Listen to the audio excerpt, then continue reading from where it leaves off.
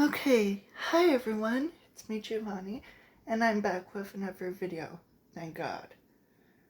So, on Friday, last night, my tablet strangely shut off, but then restarted automatically around 11 o'clock. I'm not sure why, but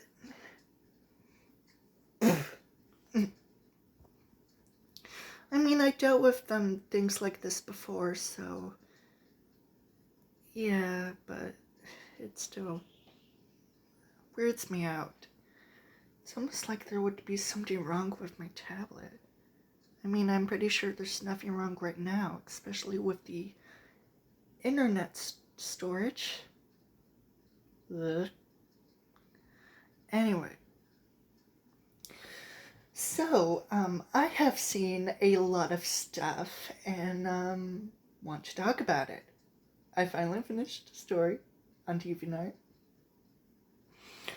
And, let's just say I talked to a friend and they were looking for an outfit idea for Rio Hayabusa. And I already thought of one. So I gave the idea to them, and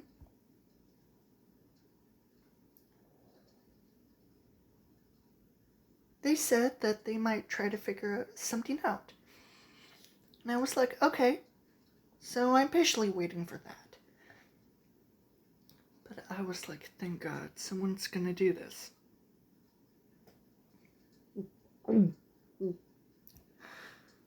Because, let's just say, the outfit idea was basically an outfit that Ryu wears in my short story of him chewing gum. And let's just say, after I published that little story on DeviantArt, someone saw it and said to me that they wanted to make a comic about it, and I was flattered. I was really flattered, and I thought, oh, okay, a comic that would be great, but the problem was that it was a commission, and the only way that they wanted me to know about it was on Discord or on email, which are two things that I will not do, especially Discord, not anymore because account problems. And they had I talked to them about it, and I was like, you know what, I just don't want to do this because it's not what I would want. Commissions are something that I do not want to do and that I despise, especially due to, like, for example, money. Like, why? Why do people even do this?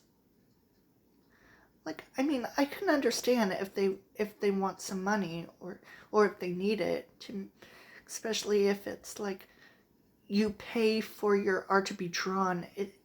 That's fine, but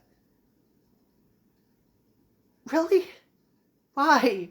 Why do you care? Why do you care about making art for someone to pay for it? That no, no, no, no, no, no, no, no. We are not doing that. No.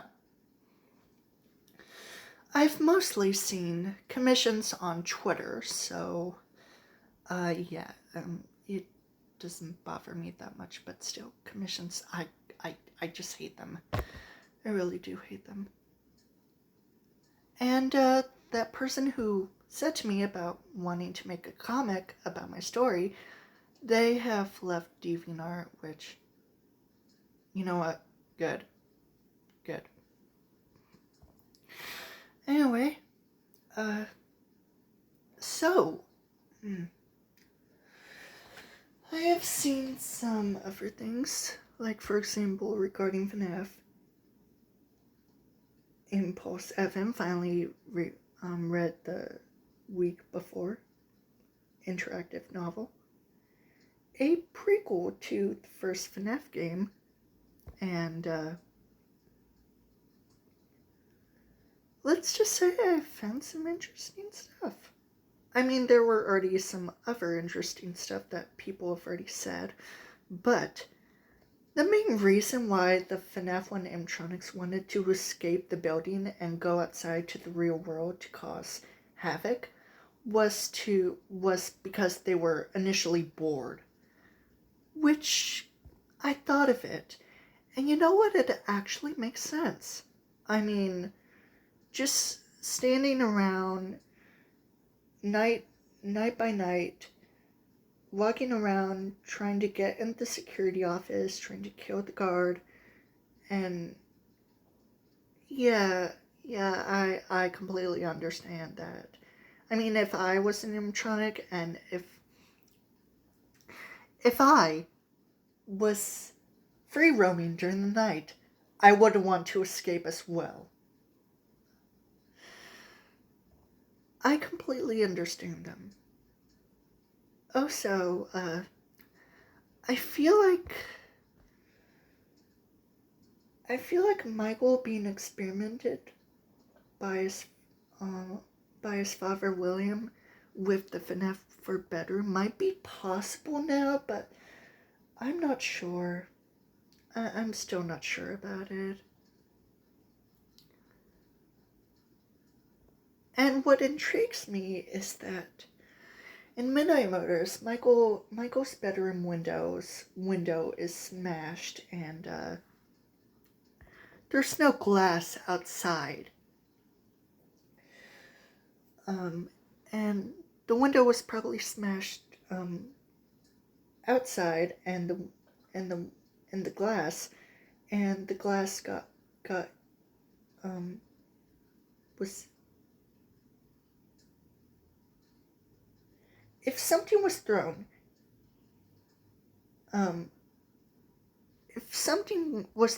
to the window and it broke, the glass would immediately go into the direction that where the rock hit it, where it would go to the direction forward. And if the rock was thrown outside, that means that the glass would go inside the house. And even if it was someone who was trying to break in, or an animatronic, and maybe the animatronic wanted to like kidnap or take Michael somewhere where Michael probably already wanted to go. He probably wanted to just run away from home or something. I don't know. But it's kind of confusing to say that Midnight Motors is about the Aftons and that Michael ran away, but also an animatronic probably kidnapped him or something. But also William said that Michael's going to be sorry when he gets back home, and that William is going to experiment on Michael with the Fnaf 4 bedroom in the underground bunker. I'm not sure. That's really confusing. Like, really, really confusing. I don't know what to say about that. I mean, sure, people have said that Midnight Motors is about some random family, and that might make sense, but at the same time, not really. It's just odd. Midnight Motors is mostly about the Aftons. Most people have said it, and honestly, I've seen a recent theory about this, and I swear to God, if I see another theory video about Midnight Motors, I'm gonna lose my mind. Because Midnight Motors is clearly about the Aftons, and that Michael probably ran away, because if the crime show died before Charlotte, and and since Midnight Motors takes place after Charlotte's death, then how the hell would the crime child run away from home in the Midnight Motors minigame when he's already dead? Like, seriously, why? Why? It just doesn't make any sense. So yeah, Michael's mostly likely thrown away, and the person on the couch probably just Mrs. Afton just for the hell of it. I mean, who knows at this point by now? I mean, people have already have argued, complained about Midnight Motors, the Bite of 83, Crying Child's Name, and other things multiple times, and I'm just getting sick and tired of it. Midnight Motors is about the Aftons. Michael is the runaway. Mrs. Afton is the person on the couch. The Crying Child's Name is Dave. And the Bite of 83 happened in the Fnaf 4, and it's actually confirmed in the week before, and there's no other arguments to debunk it. Really? Why? Why, people? Why do you have to argue about these things over and over again? Really? No, seriously, really. Why? Why? It doesn't even make any sense. Why? The Bite of 83 happened. It wasn't the Bite of 87. The Bite of 87 happened in Fnaf 2, and the person who got bit was an adult, not a child. So, there. Also,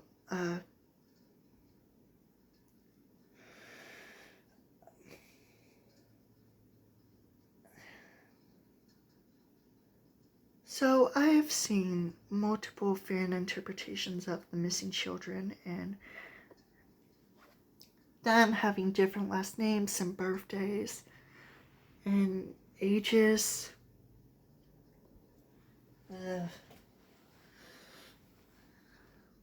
I mean,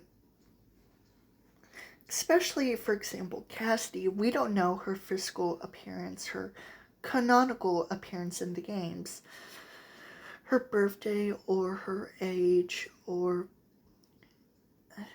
her last name. The most notable ones that I can think of are Jones or Johnson. And you know what? Cassidy with the last name J would actually work for me, because it's kind of like Casey Jones from Teenage Mutant Ninja Turtles, where due to his first and last name, I'm pretty sure he and Cassidy would not be referred to as CJ. I just think that would actually be quite fitting. I mean, Jones or Johnson, I can totally go for it, but I would mostly go with Jones. Cassidy's full name, in my opinion, would be Cassidy Miller Jones. Mostly because I would think it would be really interesting to think that she would be Casey Jones's sister. Because Casey has a sister in Teenage Mutant Ninja Turtles.